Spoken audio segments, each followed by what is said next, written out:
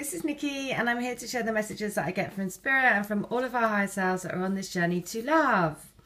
And so what I wanted to share today is a email that somebody sent me yesterday. The other thing is I had lots of emails yesterday saying that people had lost the connection with their twins and they were like just feeling really down and all of these things. And my answer is always the same. It's to ask Archangel Michael to protect your union, to cut any cords that aren't supporting your union, and to only leave the heart connection. And put yourself in a golden bubble, use the violet flame, and then take the focus away from this twin flame journey and do something that you love instead. Because you can get so obsessed on this journey about what are they doing, I can't feel them now, and order and all this stuff. And it's like, you know what?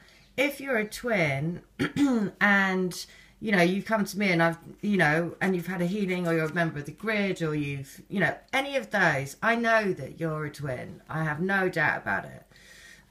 and because actually I see if you're not as well. So, and some people have come to me and I've said, actually it's a soulmate connection, which is just as beautiful, right? Because they're your, you know, they're just, you know, so I guess the thing is that don't panic. Just take the focus away from this twin flame journey.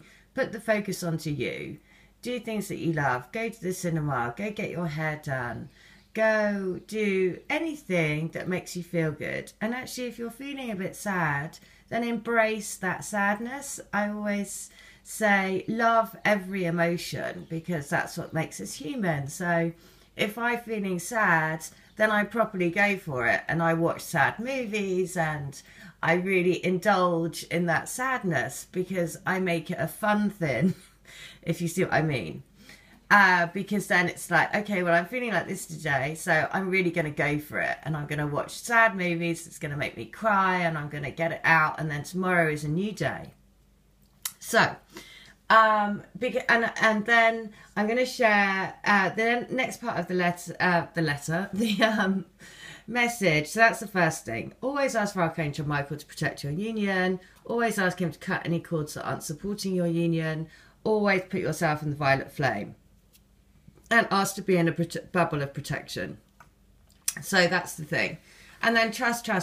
And, you know, the connection dips, it comes, it goes. It's actually fine. It doesn't really, you know, you're always connected by the heart. And the reason why you don't feel it is because you go into your head too much. And so once you're focused on your heart again and really focus on the heart, the connection will be there for sure. It will be all around you. In all the everything, and so that's really the biggest advice I can give. Okay, so the next one is I had a lady yesterday who contacted me, and first of all, anyone that's coming to me for letters or healings, I haven't been able to do any the last 2 days, so you will be receiving it over the weekend. So I'll be doing them tomorrow. But a lady yesterday sent me this and she said, I'd done a healing for her. And in my healings, I do heart chanting healing, which is it's a type of, I do Holy Fire Karuna Reiki. And one of the things in the Karuna Reiki is that you chant, and you do chanting for different things. So chanting for grounding, chanting for heart healing, emotional healing, mind healing, different things, but I'm always drawn to do heart chanting. So she says, thank you so much.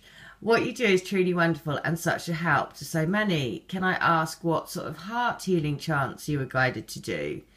It's amazing you say that, because when I do energy clearing meditations, there is often a negative cord attached to his heart, and I find this so helpful.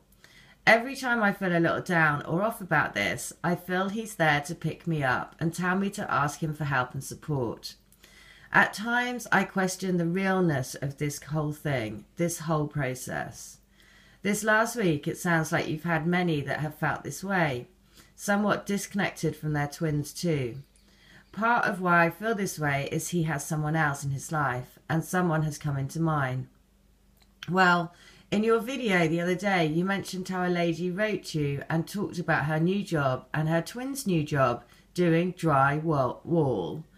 Not an hour later, I was at work, and not an hour later, someone began randomly talking about drywall, and I knew it was my twin. Now, the lovely thing about that is that when I received that letter, the email about the drywalling, I had literally the day before bought these two little twin marbles, hearts, and I hadn't thought about it at the time, but my twin, when I first met him, he was doing drywall, marble effect, plastering.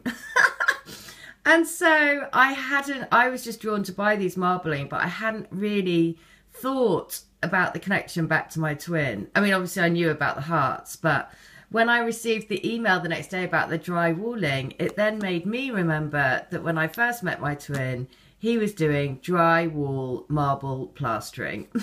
So I was like, oh goodness, okay, well that makes so much sense that I was drawn to these marble effect and marble hearts. So this is what I mean. This is why you have to see, like, play with it, because they will be trying to get messages to you every which way they can.